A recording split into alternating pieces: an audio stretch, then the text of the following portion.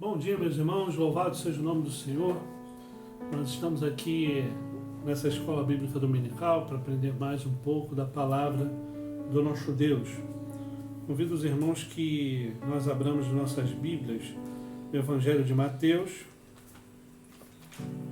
Evangelho de Mateus, capítulo 14. Evangelho de Mateus, capítulo 14.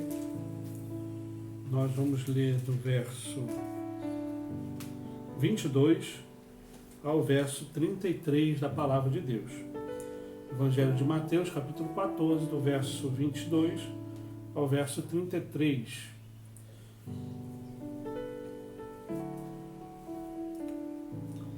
Diz assim a palavra do Senhor.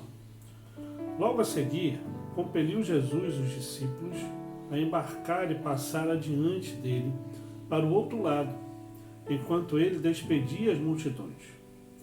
E despedidas as multidões, subiu ao monte a fim de orar sozinho. E, caindo a tarde, lá estava ele só. Entretanto, o barco já estava longe, a muitos estádios da terra, açoitado pelas ondas, porque o vento era contrário. Na quarta vigília da noite, foi Jesus ter com eles, andando por sobre o mar.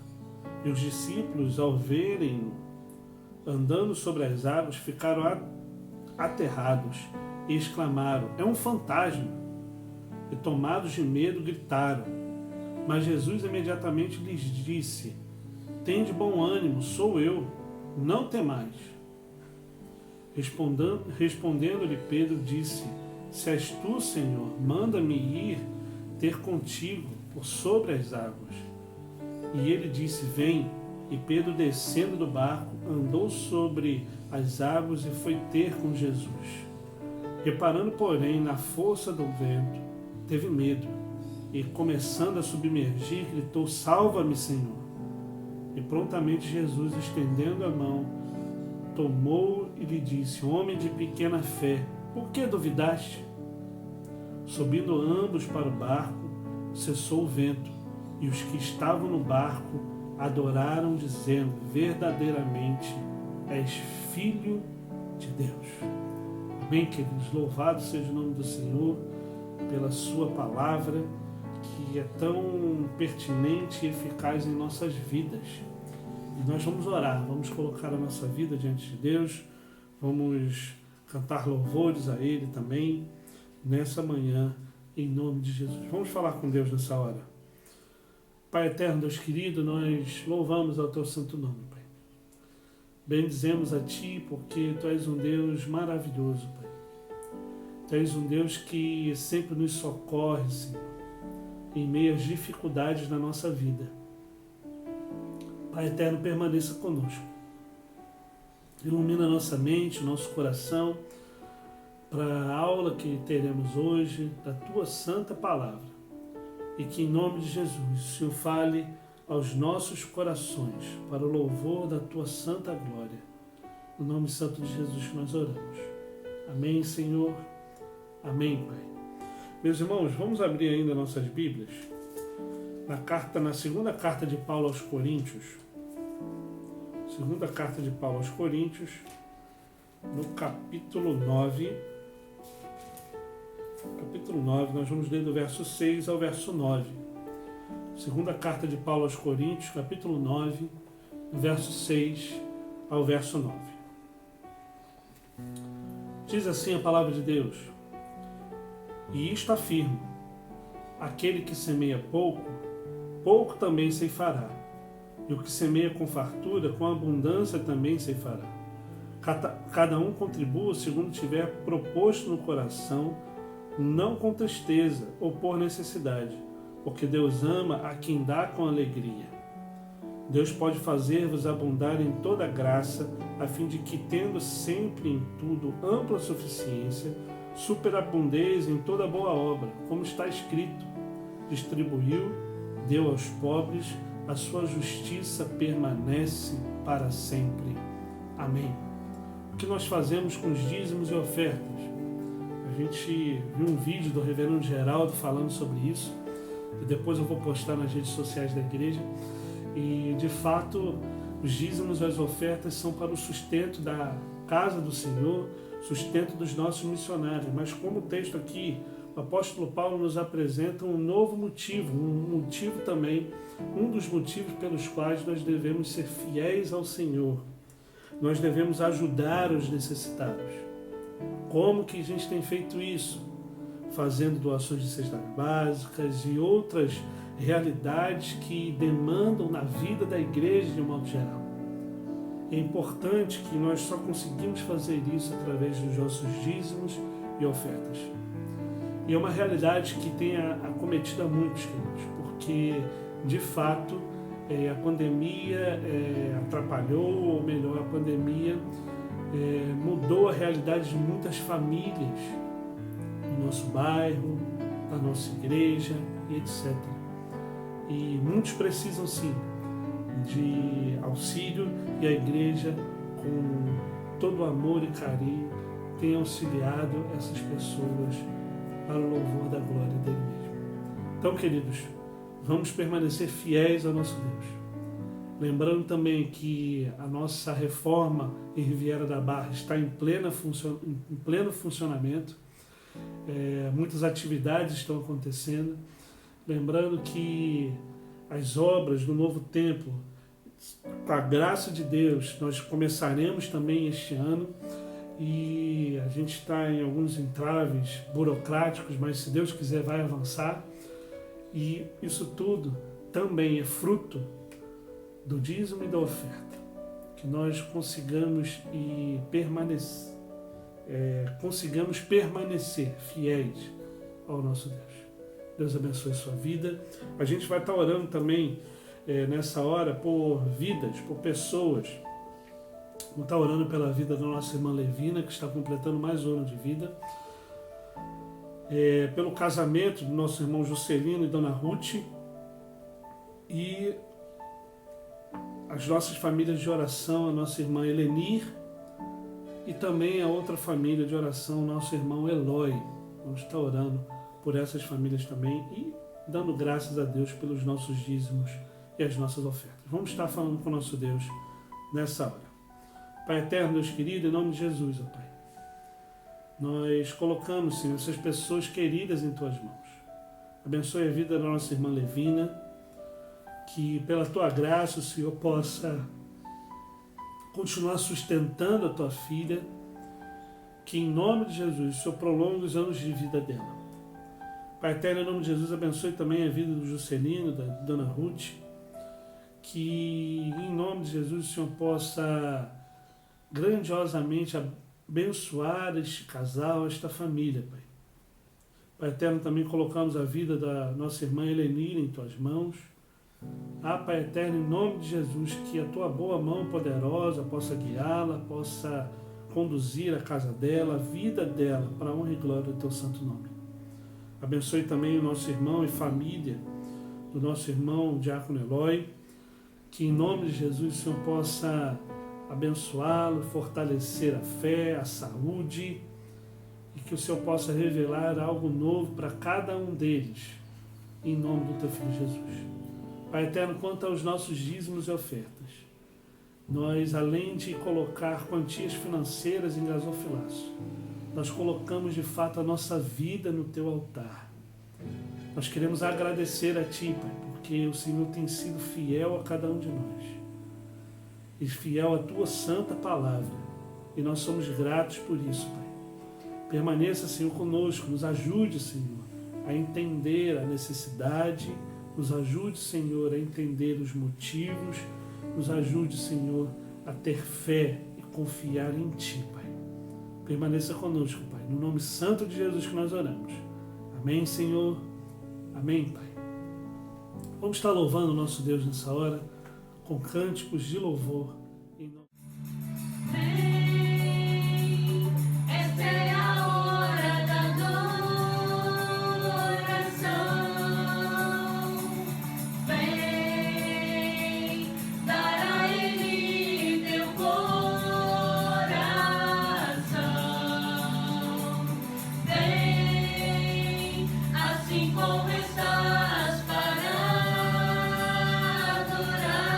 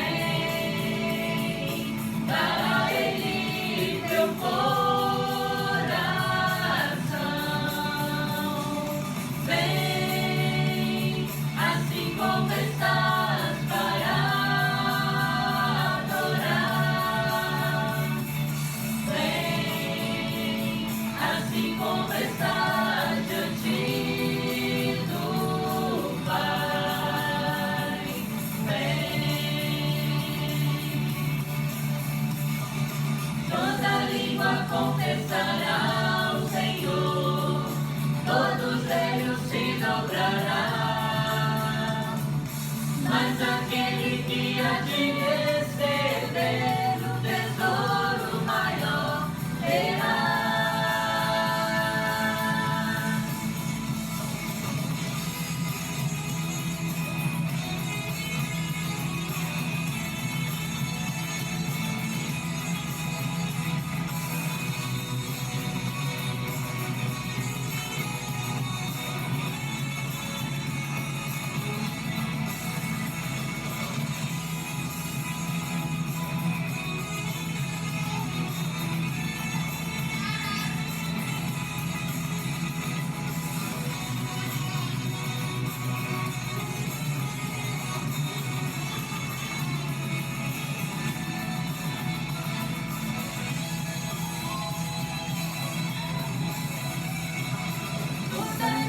Confessará o Senhor, todos joelhos se dobrará, mas aquele que há de receber o tesouro maior terá. Toda língua confessará o Senhor, todos joelhos se dobrará, mas aquele que há de receber o tesouro maior terá. Vem, essa é a hora da adoração. Vem, dar a Ele teu coração.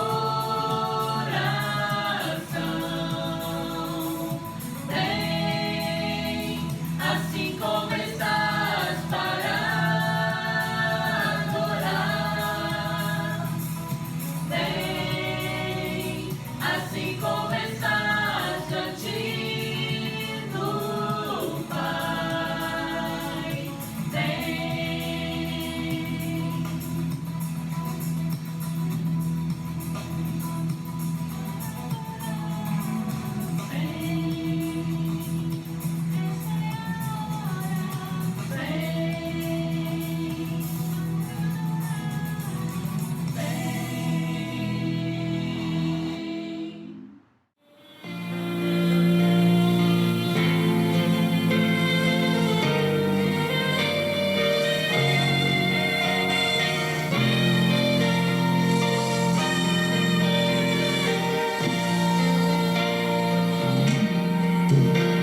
Aquele que tem os meus mandamentos e os guarda,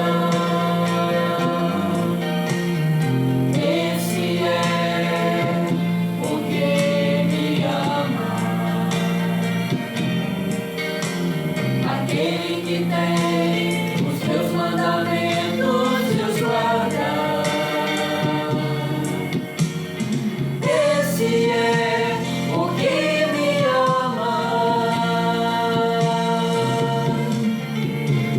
Aquele que me ama será amado por meu Pai, e eu também o amarei e me manifestarei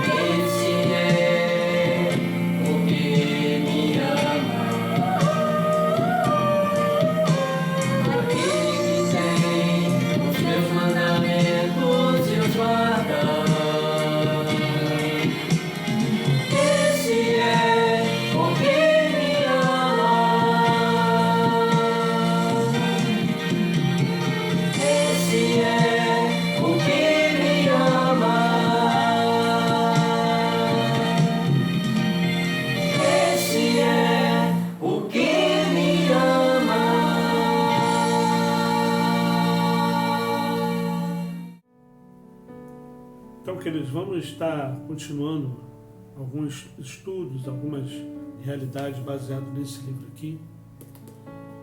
A Comunidade Cativante. É um livro da editora Fiel, um livro muito bom, de teologia reformada.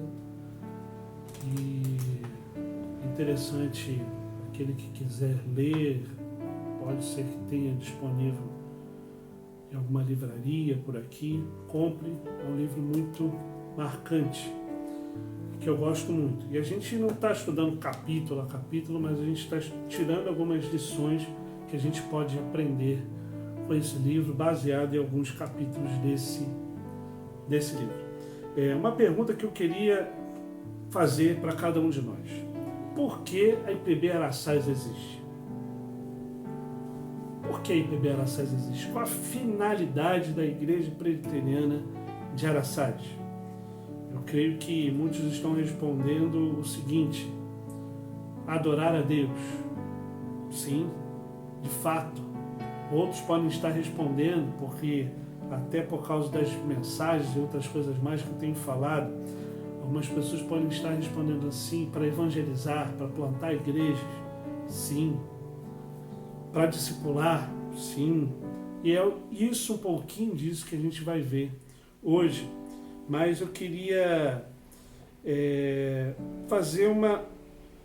trocar algumas realidades aqui com vocês com relação ao que de fato nós perdemos, não como igreja presbiteriana de Araçás, mas como igreja no Brasil talvez, mas que é possível recuperar. Algumas realidades que nós precisamos entender que a igreja, sim, e quando a gente fala de igreja, a gente tem que entender de algumas formas.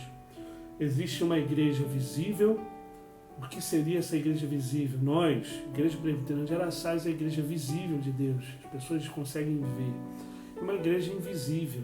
Não só a Igreja Presbiteriana de Araçás, mas a Igreja Batista de Araçás, a Igreja Assembleia de Deus de Araçás, as igrejas visíveis de Deus. E existe a igreja invisível, que é a igreja composta com todos os eleitos do Senhor. Essa igreja invisível e a igreja visível são sobrenaturais também, de modo geral. E o texto que a gente vai ler, um dos textos, vai dizer o seguinte, Atos 1:8, vai falar assim: mas recebereis o que? Poder, ao descer sobre vós o Espírito Santo, e sereis minhas testemunhas, tanto em Jerusalém, como em toda a Judeia, Samaria e até os confins da terra. Eu acho que comentários sobre esse texto já existem diversos, pregações e etc. Todo mundo sabe que a ideia aqui, que o próprio Jesus está dizendo, olha, que vocês vão receber o poder vindo do Espírito Santo de Deus, quando derramar esse Espírito, o que já aconteceu em Atos 2 mesmo, no decorrer próximo do que ele disse. E por que vai ser derramado esse Espírito? Qual a finalidade disso? Para que vocês sejam testemunhas vivas, né? Testemunhas, tanto em Jerusalém, ou seja, aqui onde vocês estão, como em toda a Judéia, ou seja, nos seus vizinhos, como em toda Samaria, ou seja, nos vizinhos um pouco mais distantes, como e até os confins da terra, ou seja, o mundo como um todo.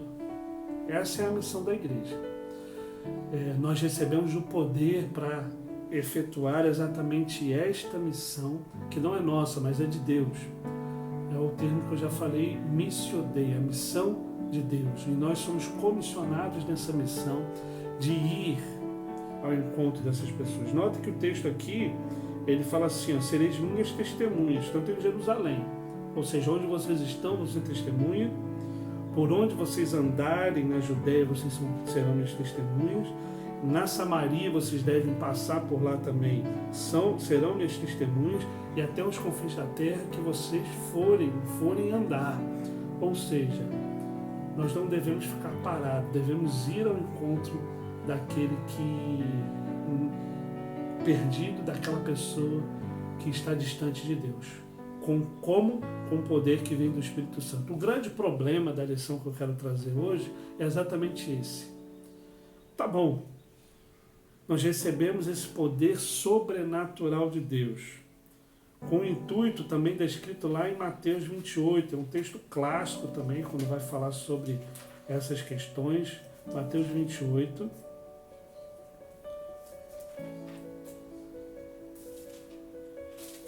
do verso 18 a 20, a grande comissão. Jesus, aproximando-se, falou-lhes dizendo: toda autoridade me foi dada, ou seja, a autoridade de Cristo, no céu e na terra. Essa autoridade é onde? No céu e na terra. O apóstolo Paulo vai dizer lá em Filipenses depois, capítulo 2, que é no céu, na terra e debaixo da terra. E aí ele vai falar assim, ó, debaixo dessa minha autoridade, vocês devem ir, portanto, fazer discípulos de todas as nações, verso 19, batizando-os em nome do Pai, do Filho e do Espírito Santo, ensinando-os a guardar todas as coisas que vos tenho ordenado. E eis que estou convosco todos os dias até a consumação dos séculos. Ou seja, a autoridade de Cristo, nós devemos ir ao encontro do perdido, que eu falei, para fazer o quê? Para fazer discípulos de todas as nações, batizando-os em nome do Pai, do Filho e do Espírito Santo e ensinando ele no caminho que eles devem andar. E durante esse caminho que eles devem andar, Jesus Cristo está conosco todos os dias até a consumação do século. É isso que está dizendo aqui. Então existem dois ímpetos com relação a essa resposta que eu estou procurando, que a gente está procurando. Por que a Igreja Presbiteriana de Araçás existe? De fato, a Igreja Presbiteriana de Araçás existe para adorar e bendizer ao nome do Senhor. Isso é fato. A igreja nasce para isso. Mas também a igreja nasce com dois ímpetos. O ímpeto de evangelizar, isso baseado nesses textos que nós lemos, de evangelizar o perdido. E o outro, de discipular este perdido.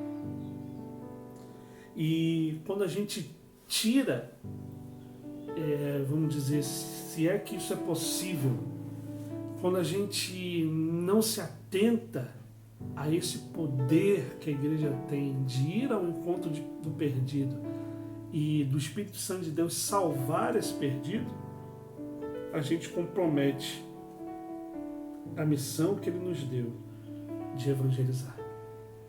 Nós deixamos de ir. Quando a gente vê o livro de Atos, a gente vê uma realidade tremenda. Por exemplo, Atos 2, 43. A gente vai dar uma caminhada aí no livro de Atos. Então mantenha sua Bíblia aberta lá em Atos 2, verso 43. Vai dizer: e em cada alma havia temor, e muitos prodígios e sinais eram feitos por intermédio dos apóstolos. Existia o poder de Deus ali. Certo? Atos 2:12 vai dizer mais ou menos isso também. Vamos voltar aqui. Todos atônitos e perplexos interpelavam uns aos outros. O que quer isto dizer? Na descida do Espírito Santo, o poder de Deus. Atos 8:6. Um pouquinho mais para frente. Atos 8:6. As multidões atendiam unânimes às coisas que Filipe dizia, ouvindo-as e vendo os sinais que ele operava. O poder de Deus está ali. Atos 9, de 35 a 42. 35 a 40. Atos 9, de 35 a 42. Viram-no todos os habitantes da Lídia e Sarona, os quais se converteram ao Senhor. Havia em Jope uma discípula por nome Tabita, nome este que traduzido quer dizer Dorcas. Era ela notável pelas boas obras e esmolas que fazia. Ora, aconteceu naqueles dias que ela adoeceu e veio morrer. E depois de lavarem, puseram-na no cenáculo. Como Lida era perto de Jope, Ouvindo os discípulos que Pedro estava ali, enviaram-lhe 2 homens que lhe pedissem: não demores em vir ter conosco. Pedro atendeu e foi com eles. Tendo chegado, conduziram-no para o cenáculo e todas as viúvas o cercaram, chorando, e mostraram-lhe túnicas e vestidos de Dorcas que fizera enquanto estava com elas. Mas Pedro, tendo feito sair o povo, pondo-se de joelhos, orou, e voltando-se para o corpo, disse: Tabita, levanta-te. Ela abriu os olhos e, vendo a Pedro, sentou-se. Ele, dando-lhe a mão, levantou-a e, chamando os santos, especialmente as viúvas, apresentou-a viva, e se tornou conhecido por toda a Jope, e muitos creram no Senhor. Meus irmãos, eu fiquei até arrepiado ao ler esse texto. Aqui demonstra o poder de Deus de fato, o poder do Evangelho. Eu vou falar mais disso. Capítulo 13, verso 12. Diz assim: então o procônsul, vendo o que sucedera, creu maravilhado com a doutrina do Senhor. Ou seja, Elias o mágico foi liberto de tudo aquilo. Capítulo 14, verso 3. Entretanto, demorando-se ali muito tempo, falando ousadamente no Senhor, o qual confiava a palavra da sua graça, concedendo que, por mãos deles, se fizeram sinais e prodígios. Capítulo 14, verso 11. Quando as multidões viram o que Paulo fizera, gritaram em língua licaônica, dizendo: os deuses em forma de homens baixaram até nós. Meus irmãos, o que a gente vê descrito nesses textos que a gente leu aqui não é poder de homens. Talvez esse último verso aqui tenha passado essa ideia, mas não é. É o poder de Deus. O Evangelho de fato é o poder de Deus, e aqui a gente precisa entender essa realidade do que estava acontecendo aqui também.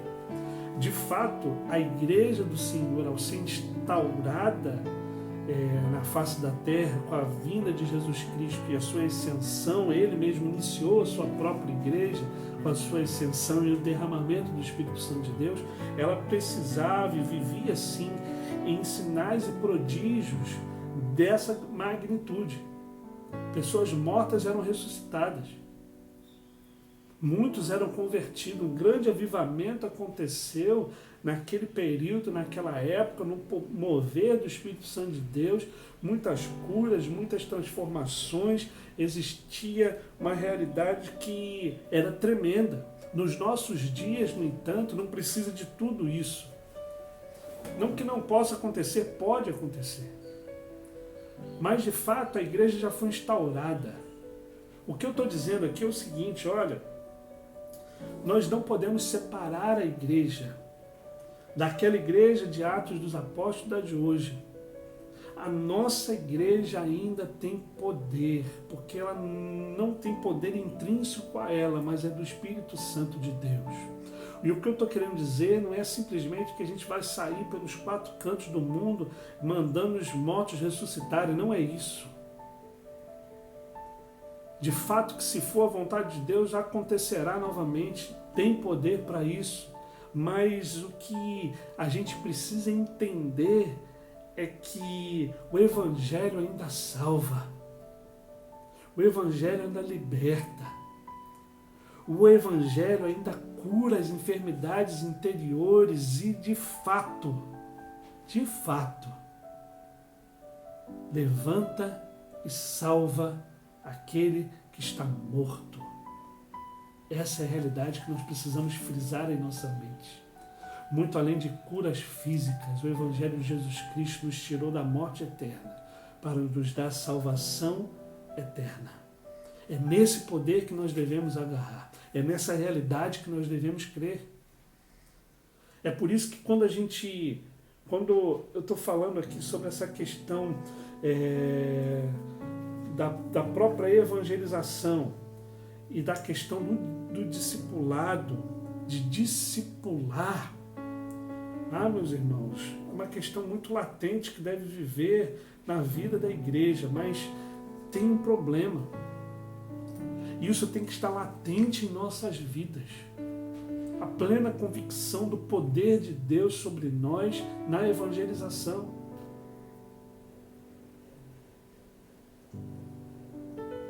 Nós vemos aqui o que Deus pode fazer, e se eu ficasse lendo aqui, seriam diversos e diversos textos. Vários e vários.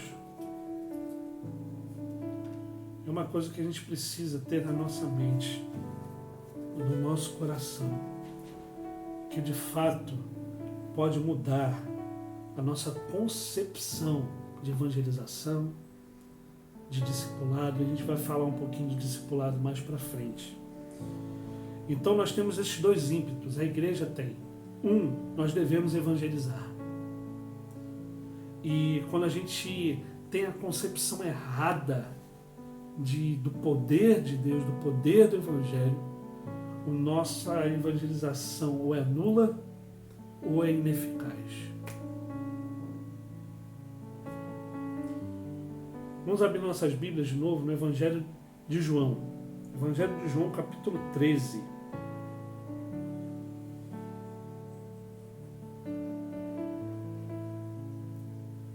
Evangelho de João, capítulo 13. Nós vamos ler do verso 31 ao verso 35. Evangelho de João 13, verso 31 a 35, diz assim a palavra de Deus. Quando ele saiu, disse Jesus: agora foi glorificado o Filho do Homem, e Deus foi glorificado nele. Se Deus foi glorificado nele, também Deus o glorificará nele mesmo e glorificá-lo-á imediatamente. Verso 33. Filhinhos, ainda por um pouco estou convosco, buscar-me-eis, e o que eu disse aos judeus, também agora vos digo. A vós outros, para onde eu vou, vós não podereis ir. Verso 34. Novo mandamento vos dou, que vos ameis uns aos outros, assim como eu vos amei, que também vos ameis uns aos outros. Nisto conhecerão todos os que sois meus discípulos, se tiverdes amor uns aos outros. O que eu quero dizer com isso? Olha a magnitude do amor. Meus irmãos, quando a nossa concepção de evangelização é somente pelo fato de que a gente deve cumprir uma missão, geralmente não dá certo. Você já viu aquela história de a gente fazer as coisas pelos motivos errados? É exatamente mais ou menos isso. Olha o que o texto está dizendo aqui de João. Novo mandamento vos dou, verso 34. Que vos ameis uns aos outros, assim como eu vos amei. Que também vos ameis uns aos outros. Verso 35. Nisto conhecerão todos os que sois meus discípulos, se tiverdes amor uns aos outros. A evangelização deve ser marcada pelo amor a pessoas perdidas. Sem o amor não adianta evangelizar. Sem o amor não adianta ir ao encontro do perdido. Sem amor não adianta absolutamente nada viver. É isso que o apóstolo Paulo vai dizer lá na carta dele aos Coríntios. Meus irmãos, se nós de fato queremos que o Espírito Santo de Deus alcance pessoas perdidas, nós devemos começar a amar o perdido. Eu volto a dizer, amar o perdido não é simplesmente dar o prato de comida, vai muito além disso. Amar o perdido é ir ao encontro dele, falando da salvação que somente Cristo pode dar. Qual é a diferença dos nossos dias para aquele período de Atos dos Apóstolos? Sabe qual é? Sabe qual é a grande diferença, muitas vezes, do próprio Senhor e Salvador Jesus Cristo para as nossas vidas, além dele ser perfeito, santo, sem pecado, etc. Quantas vezes nós olhamos nos evangelhos Jesus Cristo olhando para a multidão e falando assim: eu estou compadecido, porque eles são ovelhas que não têm pastor. Quantas vezes nós vemos aqui, e esses relatos são tremendos que a gente lê em Atos, porque os apóstolos de fato estavam preocupados, não somente em evangelizar e proclamar o Evangelho de Cristo, mas eles estavam de fato preocupados com aquelas pessoas que estavam indo a passos largos para o inferno. Muito além de querer encher igrejas, eles estavam preocupados com a salvação da vida daquele povo.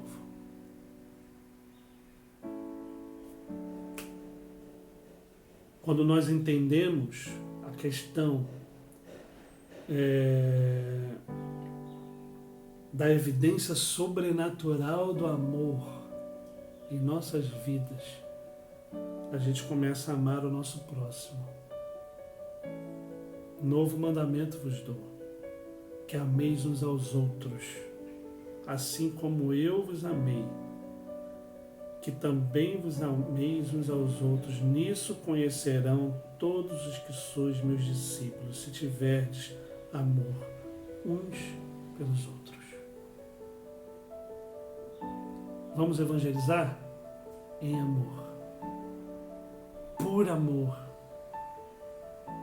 ao perdido, por amor a Jesus Cristo, por amor àqueles que estão distantes da maravilhosa graça do Senhor.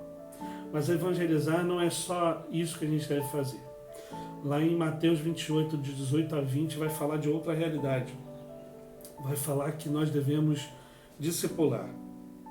Meus irmãos, quando eu penso na questão do discipulado, eu penso uma questão muito séria, uma questão que nós devemos ter na nossa mente. Evangelizar e não caminhar com a pessoa é uma irresponsabilidade. O que isso quer dizer? Quer dizer que evangelização é algo que deve, em ato contínuo, ter discipulado. O que seria o discipulado? É muito além do que a classe de catecúmenos da igreja. Porque as igrejas geralmente históricas têm esse costume. Qual é o costume das igrejas históricas? A pessoa, antes de ser membro da igreja, precisa frequentar a classe de catecúmenos. Isso não tem pecado nenhum, está absolutamente correto. E deve ser feito também. É importante para a doutrina e outras coisas mais. Mas, além de frequentar a classe de catecúmenos, essa pessoa precisa aprender sobre a palavra de Deus, precisa ser discipulada por uma pessoa.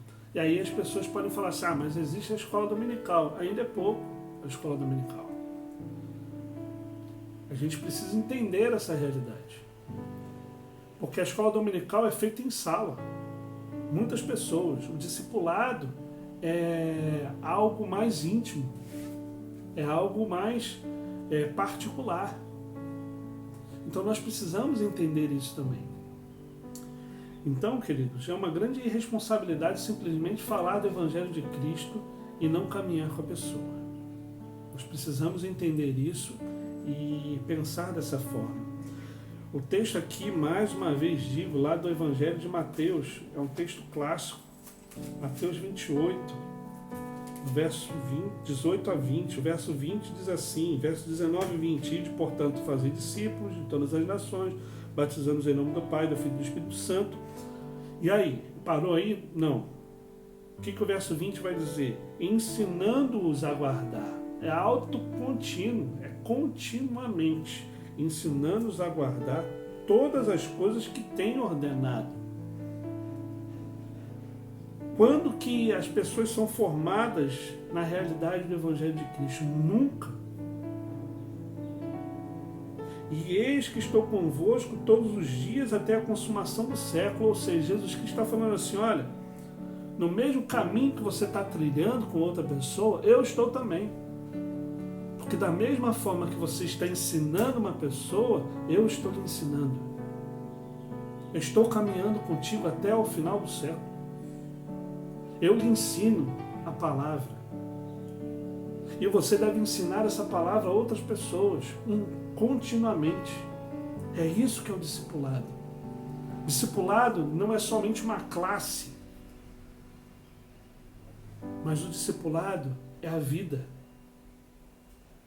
É uma vida contínua em estudo, meditação na palavra de Deus,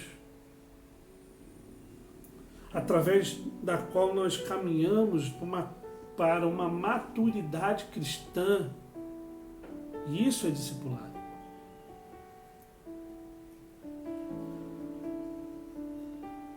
Lá em Efésios, vamos abrir nossas Bíblias lá também, Efésios capítulo 4. Efésios capítulo 4, nós vamos ler do verso 11 ao verso 16. Efésios capítulo 4, verso 11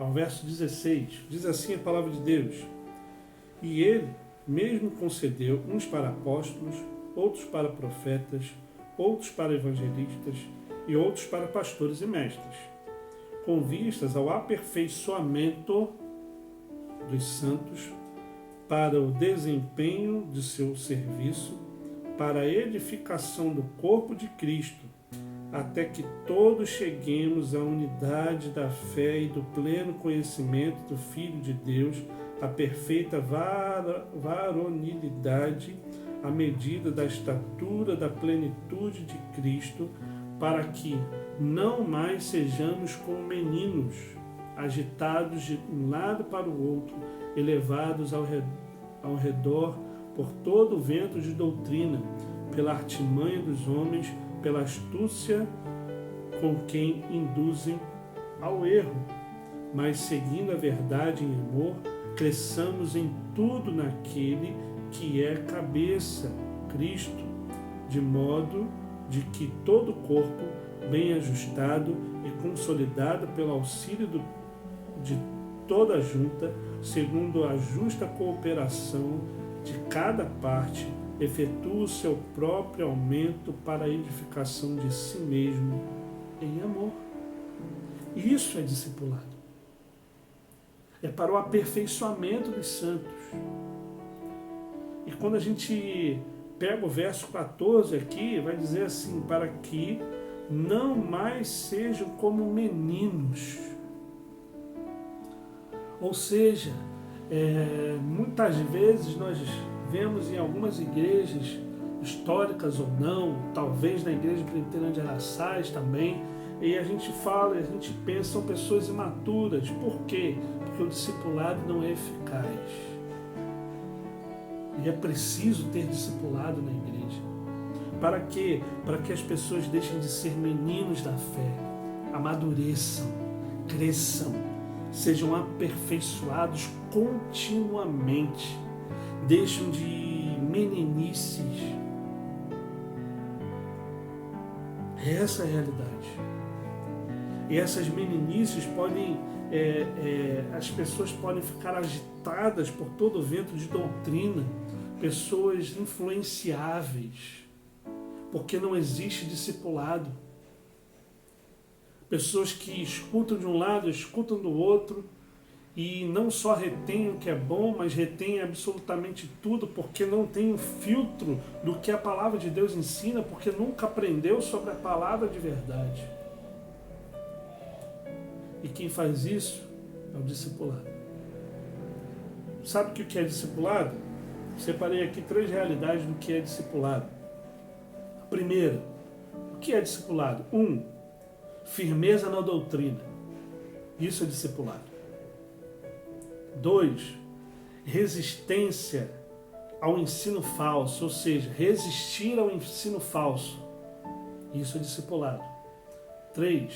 Perseverança em guardar tudo que Jesus Cristo ordena.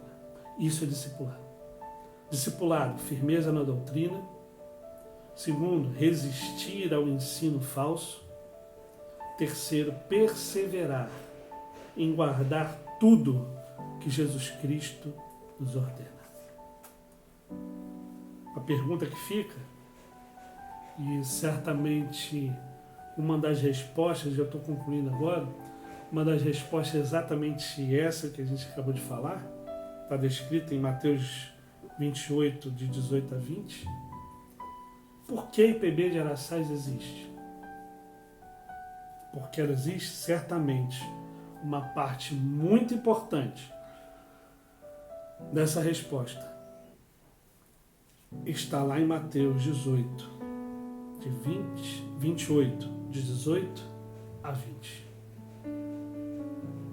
Ela existe para adorar a Deus, bendizer o nome dele, sim. Mas ela existe também para evangelizar com amor as pessoas. Evangelizar crendo no poder que somente Cristo tem. Evangelizar crendo que Jesus Cristo de fato pode transformar vidas, independente da vida que for.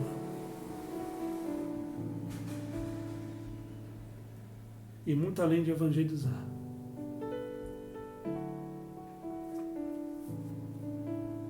Muito além de evangelizar. Por que a Igreja Presbiteriana de Araçás existe? Para discipular. Para caminhar com pessoas. Para não só ir ao encontro delas, mas caminhar com elas. Para o louvor da glória de Cristo. Que Deus abençoe a sua vida. Que Deus abençoe a sua família. E que pense nessa realidade que nós estudamos hoje. Pense nessa pergunta. Por quê a IPB Araçás existe? E se de fato você, como membro da igreja, cada um de nós estamos cumprindo o nosso papel com amor, com dedicação, a obra do Evangelho de Jesus Cristo. Que Deus nos abençoe. Vamos orar, vamos falar com o nosso Deus mais uma vez. Pai eterno, Deus querido, nós bendizemos, exaltamos, adoramos ao Teu santo nome, Pai. Porque mais uma vez a Tua palavra, Pai, nos alerta para a necessidade, Pai, que temos de cumprir o nosso chamado de forma fiel à Tua palavra, com amor às pessoas, com dedicação ao discipulado, com uma fé contagiante, Pai. Pai eterno, em nome de Jesus, nos ajude, Senhor, a cumprir o Teu chamado, não conforme as nossas forças, porque de fato somos fracos, mas que nós façamos isso tudo no Teu poder e na autoridade do Teu santo nome, porque aí sim, os objetivos que nós traçarmos serão realizados, porque eles serão conforme a Tua santa e maravilhosa vontade, que é salvar o perdido. Pai eterno, em nome de Jesus, que o Senhor possa tocar a nossa vida, que o Senhor possa, sim, de fato, colocar o Teu amor nos nossos corações,